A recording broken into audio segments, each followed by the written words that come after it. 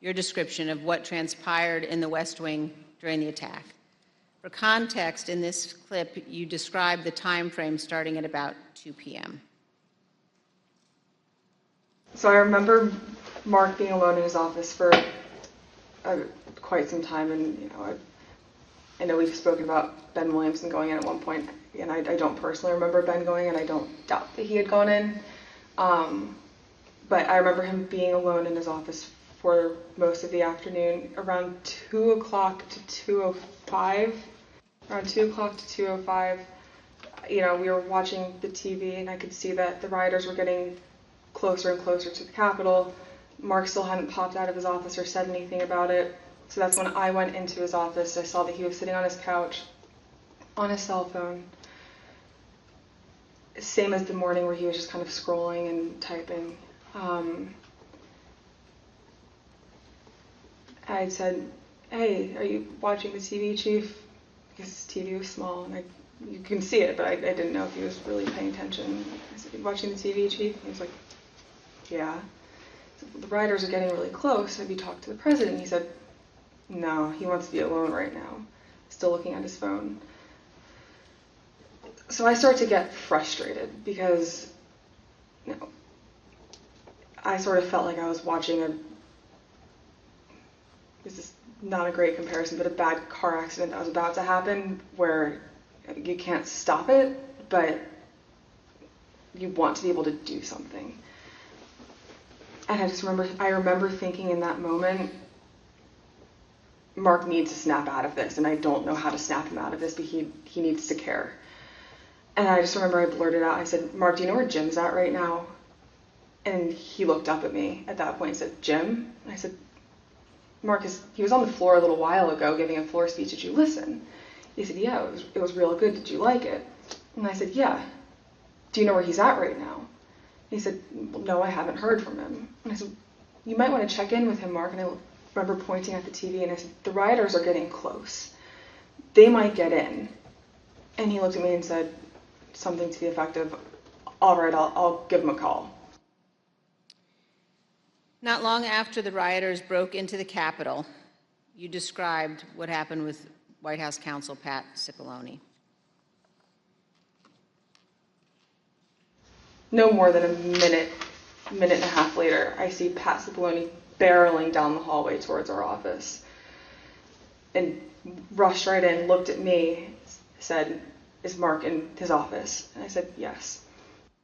He just looked at me and started shaking his head and went over, opened Mark's office door, stood there with the door propped open, and said something to Mark is still sitting on his phone. I remember glancing and he's still sitting on his phone.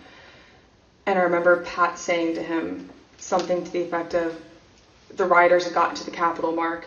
We need to go down and see the president now." And Mark looked up at him and said, "He doesn't want to do anything, Pat." And Pat said something to the effect of, and very clearly had said this to Mark, something to the effect of, "Mark, something needs to be done or people are going to die and the blood's going to be on your effing hands. This is getting out of control. I'm going down there." And at that point, Mark stood up from his couch, both of his phones in his hand. He had his glasses on still. He walked out with Pat. He put both of his phones on my desk and said, "Let me know if Jim calls." And they walked out and went down to the dining room. A few minutes later, Representative Jordan called back. A couple minutes later, so likely around between 2:15 and 2:25. I know the tweet went out at 2:24. I don't remember if I was there when the tweet went out or if it happened right afterwards, but Jim had called. I answered the phone, said, "1 second." He knew it was, I guess he knew it was me. I introduced myself, but I don't remember if he called my cell phone or if he had called one of Mark's. But I answered the phone and said, "1 sec, Mark's down the hall. I'm going to go hand the phone to him." He said, "Okay." So I went down. I asked the valet if Mark was in the dining room.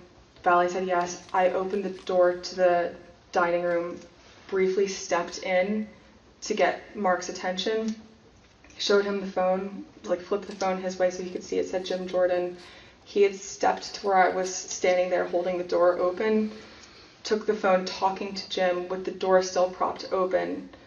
So I took a few steps back. So I probably was 2 feet from Mark. He was standing in the doorway going into the Oval Office dining room. They had a brief conversation, and in the crossfires, I heard briefly like what they were talking about, but in the background, I had heard conversations in the Oval dining room at that point talking about the Hang Mike Pence chants. That clip ended, Ms. Hutchinson, with you recalling that you heard the President, Mr. Meadows, and the White House counsel discussing the Hang Mike Pence chants. And then you described for us what happened next. It wasn't until Mark hung up the phone, handed it back to me. I went back to my desk. A couple minutes later, him and Pat came back, possibly Eric Hirschman too. I'm pretty sure Eric Hirschman was there. But I'm confident it was Pat that was there. I remember Pat saying something to the effect of, Mark, we need to do something more. They're literally calling for the vice president to be effing hung. And Mark had responded something to the effect of, you heard him, Pat. He thinks Mike deserves it. He doesn't think they're doing anything wrong. To which Pat said something, this is effing crazy. We need to be doing something more. Briefly stepped into Mark's office. And when Mark had said something to the effect of, he doesn't think they're doing anything wrong, knowing what I had heard briefly in the dining room, coupled with Pat discussing the Hang Mike Pence chants in the lobby of our office, and then Mark's response, I understood there to be the rioters in the Capitol that were chanting for the vice president to be hung. Let me pause here on this point.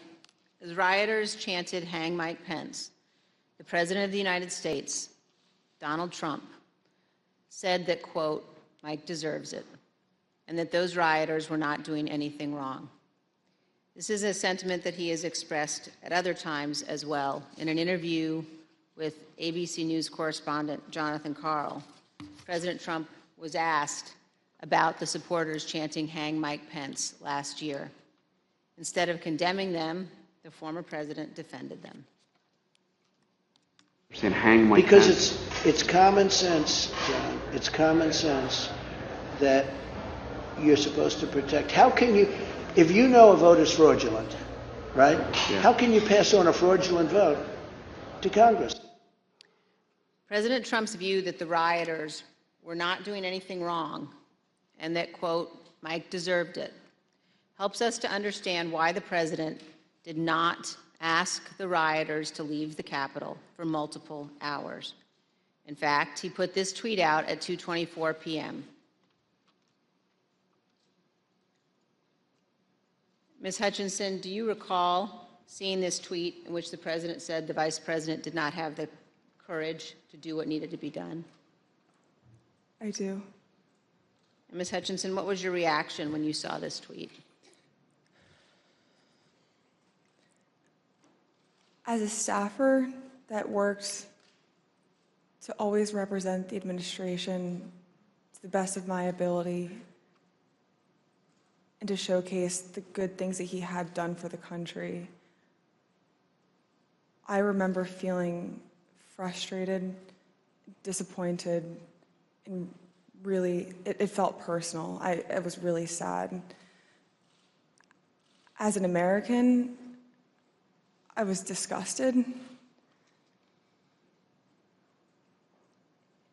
It was unpatriotic. It was un-American. We were watching the Capitol building get defaced over a lie.